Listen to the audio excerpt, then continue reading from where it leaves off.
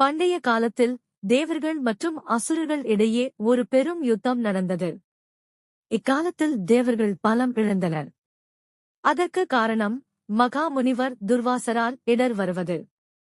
ஒரு நாள் துர்வாசர் முனிவர் தேவர்களின் ராஜா இந்திரனுக்கு ஒரு தேவிகருணை மிக்க மாலை கொடுத்தார். ஆனால் இந்திரன் அதை அவமானமாக யானையின் கழுத்தில் வைத்தார். யானை அந்த மலர் மாலையை கீழே வீசி அடித்து தள்ளியது. இதனால் கோபமடைந்த துர்வாசர் இந்திரனையும் மற்ற தேவர்களையும் சாபமிட்டார். உங்களிடம் இருக்கும் எல்லா செல்வமும் புகழும் சக்தியும் இல்லாமல் போகும். இதனால் தேவர்கள் பலமற்றவர்களாகி அசுரர்களிடம் தோல்வியடைந்தனர். அவர்களிடம் செல்வம் பாக்கியம் எல்லாம் போய்விட்டது. இந்நிலையில் தேவர்கள் திருமால் விஷ்ணுவை சரணடைந்தனர். விஷ்ணு பகவன் ஓஷன் ஆஃப் மில்க் என்று அழைக்கப்படும் க்ஷீரசாகரத்தை கடையச் சொல்லினார். அதில் இருந்து அமிர்தம் மற்றும் பல தெய்வீக பொருட்கள் வரும். இந்த கடையை தேவர்கள் மட்டும் செய்ய முடியாததால் விஷ்ணு அவர்கள் அசுரர்களுடன் சேர்ந்து கடையச் சொன்னார். மந்தர மலை கட்டையாக வாசுகி நாகம் கயிறாக பயன்படுத்தப்பட்டது. கடல் கடையத் தொடங்கப்பட்டது.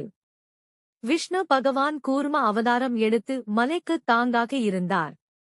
பல அரிய பொருட்கள் கடலில் இருந்து வந்தன. காமதேனு வேண்டியது தரும் பசு, ஐராவதம் இந்திரனின் யானை, கல்பவிருக்ஷம் வேண்டியது தரும் மரம், அப்சராஸ் வானத்து அழகிகள், தன்வந்திரி அமிர்த குடம் கொண்ட வைத்தியர், சந்திரன் சந்திர பகவான். முக்கியமாக கடையின் போது ஒரு அழகிய தேவதை ஒரு தாமரை மலரில் நின்று வெளிவந்தார். அவள் முகம் சந்திரனைப் போல ஒளியுடனும் உடல் தங்கம் போல பிரகாசமுடன் இருந்தது. அவளே மகாலட்சுமி தேவி. அவள் கையில் தாமரை மலர், கழுத்தில் பூமாலை, எங்கும் செல்வ ஒளியுடன் இருந்தாள். கடல் அவளுக்கு நவமணி ஆபரணங்கள் கொடுத்தது.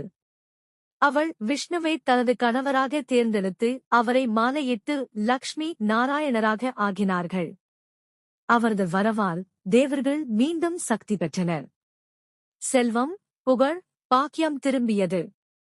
இந்த நாளிலிருந்து மகாலட்சுமி செல்வத்தின் தேவியாகவும் தீபாவளி போன்ற திருநாள்களில் வழிபடப்படும் தேவியாகவும் இருக்கிறார். அவர் உண்மையான அன்பும் சுத்தமான உள்ளமும் கொண்டவர்களை ஆசிர்வதிக்கிறார்.